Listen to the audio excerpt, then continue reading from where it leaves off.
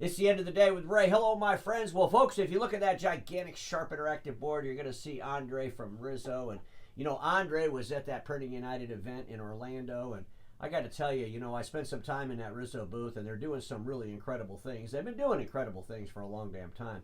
But they came out with an invention. And I got to tell you, not only were there like prospects in that booth looking at this, but I saw some OEMs in that booth looking at this. So I want to talk to Andre a little bit about that. Because RISO's been leading the way in inkjet for a long time, and RISO actually, you know, and I'm going to see if maybe he can verify this for me, but I'm thinking RISO probably sells more cut inkjet in that production space than all the other players combined. And Andre, welcome to the show. It's always great having you. It was great seeing you last week in Orlando, but that Valisys, man, God, you had people in there writing orders. I got to ask you the quick question: how many did you sell at the booth? At the show, we actually signed 10 of the Valisys T2200. We had overall about 100 orders. You know, we're a diverse company, right? We have different size products. So about 25% of those were the famous RISO duplicators. So of those 100 units, 25 were the big two-color duplicators. So 75 were inkjet, and of those 75, 10 where the Valisys. The balance is a split between the GL series and the FT series. You know, we're in that price range where customers can walk into our booth, make a pretty quick decision, and some of them will say it will take 2 or 3 because it's in that price range where it's a doable investment on the spot. Well, you know, there's no better product for transactional printing. And I know I got some friends out there, so let me just tell you, you know, you can sell these inkjet products, but, you know, having pictures of the ocean, as I did on a video one time, and all this real bright, clear colors and all that stuff is meaningless in transactional printing. I mean, these people are getting documents and probably going to throw in the trash after they read them. So I think you have a great niche, a great spot. But Andre, that thing with the Micr toner, holy crap! I think you guys, I don't even know if they know what they have here, but they developed this product where they spray the Micr after the document comes through the machine. In other words, you don't have to put Micr toner on the whole damn document, and I think that's what the OEMs were all like, holy crap, you guys don't know what you have here. So hopefully you can get some of them to partner with you.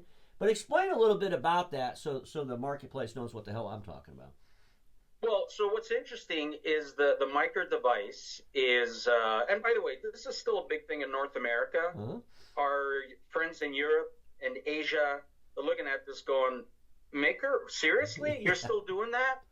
Yeah, it's still a big thing in North America, both in the U.S. and Canada. We love our checks. What can I say? We love our paper.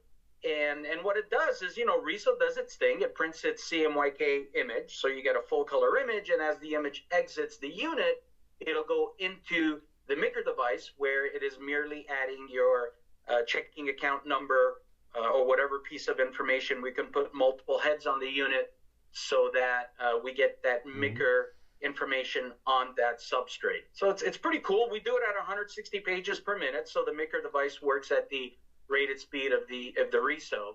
So yeah, lots of interest in that technology, which by the way will come to market in March or so. Yeah, they had the prototype there. Yeah, but I got to tell you that, I mean, I didn't even think about it until I was listening to some of the other OEMs talking about it, and they were like, you know, shit, when you got to put, you know, Micr toner on the whole damn document, first of all, it's not cheap. And second of all, you created a way to really focus where you need to put it. So that was pretty cool. But I got to ask you, Andre, I've been beating the crap out of you and some other folks in this industry, my friends at Kyocera. Bring this inkjet. We got to get more of it out there. We got to disrupt laser. And you guys have this this black-only machine. What's the model of the black-only machine I'm talking about? The black-only unit is part of the FT series. Okay. That's that series that's, you know, below that $50,000 range. That would be the FT 1430, which prints at 140 pages per minute. So while it may be physically smaller than a GL unit, you know, that thing still has a monthly duty cycle of $500,000 a month. There's no heat in a RISO. Yeah. So it's fast and it's extremely reliable. Well, my thinking is we got dealers out there. And, you know, I just looked at the Canada report. You know, they did that survey, and I did an episode on it, and I was dissecting some of those numbers, which I was horrified by some of them. But when I looked at the production print, it was 5.9% of a dealer's revenue. I think it was the number. And it was like really small. And I'm thinking, okay, you're a $15 million dealer. You're doing $885,000 a year in production print. If it's laser, it's probably completely dysfunctional. I mean, that's not enough money. If you split that in half, they're doing, what, $40,000 a month in hardware, $40,000 a month in services with supplies. If that was inkjet, it might make some sense. You probably have a lot more money because you have a lot less service because there is no heat in RISO. You wouldn't have all these crazy parts sitting on site. But I think that machine that you have, that black-only machine, is a great way for a dealer to get with RISO and go disrupt the hell out of some of these other OEMs. So, if you want to take out, Konica Minolta black and white or Ricoh black and white, and there's a lot of black and white production out there. Let's not fool ourselves. And you could get into that business, understand the value of inkjet, understand the benefits of it from a service perspective, and I really believe it would lead to the dealer taking on the Valasys and the rest of the product line once they realize it works. And the biggest thing, Andre, is it's just easy to do. So where am I wrong with this? Tell me where I'm wrong.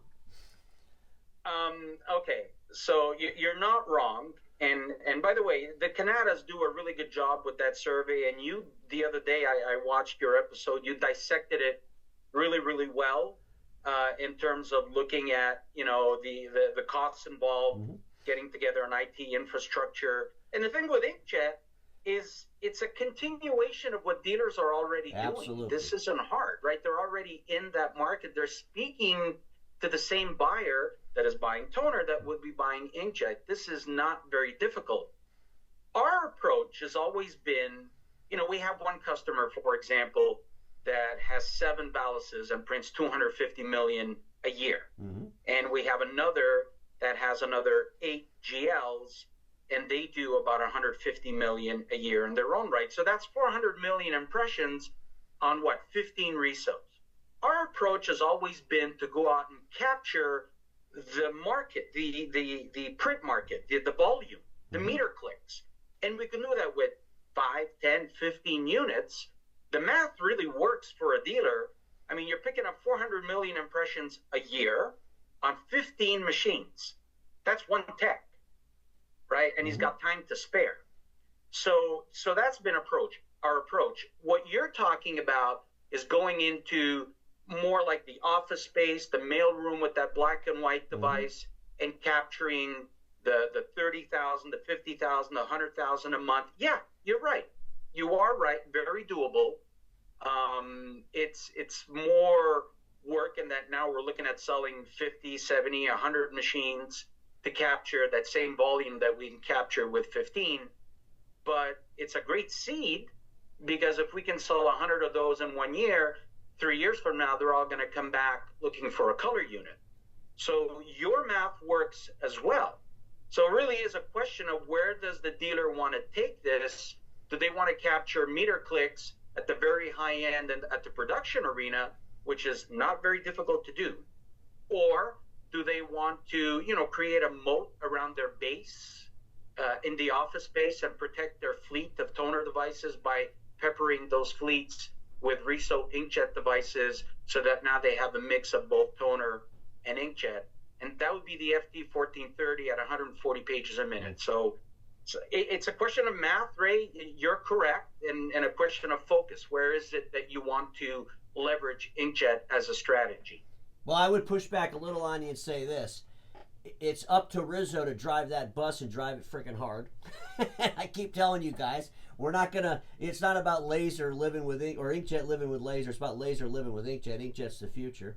So there's a couple things when I look at that philosophy I'm thinking of with that machine is you got to lower the price of the hardware a little bit. I even talked to our friends from Japan about that in your booth. But if we lower the price of the hardware a little bit, we can get more buy-in, I think, and they have to, maybe sacrifice a little bit of the profit for the longer haul. But I think we got to educate the industry, and the best way to educate them is have them use the damn product. And a lot of times they get hung up on all this nonsense. If you start with color inkjet, it's like 1990 all over, and people aren't going to buy it because it's going to run off the page and all this crazy stuff. But for transactional color, the Valasys is an absolute home run. You guys sell more than any other cut sheet manufacturer out there. But I think that, RISO, to get past that 550 million number, they have to expand their distribution. And I think, the other thing that I would like to see RISO do is let other people sell your machines, and that could be a whole nother episode. But, there's some OEMs out there. Well, a couple of things here. Keep in mind, RISO is oil-based ink, so it doesn't run. Okay? Water-based ink will run. And here's the really, really interesting thing, Ray, is our economy is changing. We are in a tough economy. We have been really since COVID. We came out of COVID, but we never came out of the challenging economy.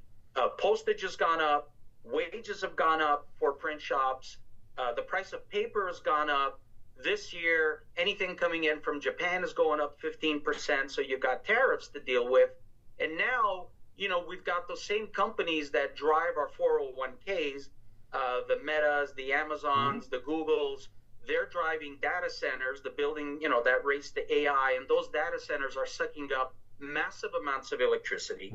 Bloomberg the other day released a report that showed Americans are paying 267% more for electricity today than they were 5 years ago. So imagine running a print shop and your electrical bill was $10,000 a month, probably bumped up to $20,000 a month a while back, and is headed towards $30,000 a month. All right. So these guys are asking themselves, gosh, I wish there was a printing technology that didn't suck up a lot of power, that didn't use heat. All right. And that is RISO. Because we're oil-based, we have no dryer, we've got no heat. Everybody else is water-based, needs the dryer, needs the decurler, needs the heat. They're sucking up power. So the market is changed in a way that it's coming to us. I wish we could say, our sales are up, and I wish we could say, hey, we're great, we're doing stuff differently. The economy's changed. The economy is gravitating to inkjet in general, specifically RISO, especially when you consider the cost of electricity. Well, the other thing is that a lot of people don't pay attention to.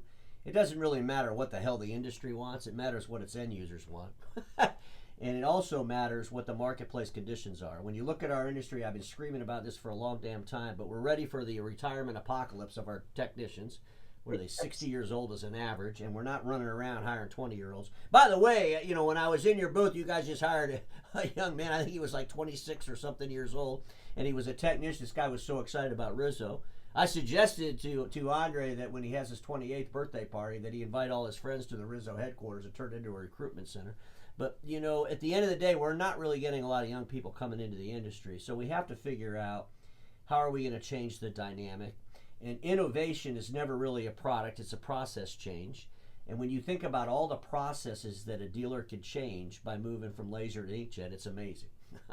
And when you think about all the costs they can pull back by switching from laser to inkjet, it's amazing. And quite honestly, I really believe it's up to the folks at RISO, it's up to my friends at Kyocera to really push this initiative and get in front of this and drive the hell out of it. The benefit you guys have is at RISO is that's all you do. That's your future, that's your company. And, we got to get more aggressive at it, and I would really love to see some of these dealers. There's an OEM out there. I think of my friends at Toshiba. Toshiba, they don't have a production product. I know they're close to RISO. It would be awesome to have Toshiba selling that black-only inkjet to go wipe out all their... Would the dealers want to wipe out a Konica or wipe out a Ricoh or wipe out one of these other OEMs in that black production space that got a product? And Ray, Toshiba, TBS, is a partner of RISO. Pockets of TBS does sell RISO. I know in the Southeast, the individual that's the vice president of sales for TBS has been really, really good with RISO products, and he has about 3 or 4 production accounts that buys a massive amount of inks. He collects a massive amounts of meter clicks. These are just 3, 4 accounts that probably add up to about, maybe 25 RISO. And that's, again, 4 customers, 25 RISOs in the production arena. And he will, every time he sees me, he'll say, it helps our bottom line tremendously. And so what dealers need to take away from that is this is a tool, right? It'll make you better. It'll increase your meter clicks, right? What do all our dealers, complain about, the declining meter clicks? Well, cut sheet inkjet, specifically RISO, will help you recapture those lost meter clicks. And Toshiba certainly does that. Again, in pockets of the country, certainly does that very well. Yeah, I read an article recently where a dealer was talking about how they increased all their clicks in color. You know, they were talking about laser equipment. And I'm thinking, well, that's great. You could talk about all the increased clicks you got, but you got to talk about all the costs that went along with the increased clicks. So, you know, and right. Those laser machines in the wrong place or being managed wrong can be terrible. I mean, I've seen accounts where people would have 2 or 3 of those TRM kits at $1,000 a pop, you know, sitting on the shelf in case one breaks. And it's just so much easier to manage the inkjet from a perspective of the parts and the labor costs that dealers really need to take this serious, because it is going to happen. Our dealers are reselling parts at a cost of not double O, but 0008, 0009, thereabouts. So that includes their margin in there as well. That's the parts cost. And then you factor in the labor. And as you've often said in your episodes, inkjet does require minimal labor, especially if it's an extremely high volume account. See, that's what people misunderstand. Those accounts that are printing 100 million, 200 million, 300 million a year, those are easy. They run flat paper day in and day out, mostly transactional work. You could not find an easier scenario. It's the ones that are doing, 100,000 a month, of which 50,000 are envelopes, 25,000 are NCR, and they're flipping back and forth between different paper weights. They're the ones that are problematic and oftentimes do things to the unit that require servicing. But the higher the volume, the lower the cost, the more ink they sell.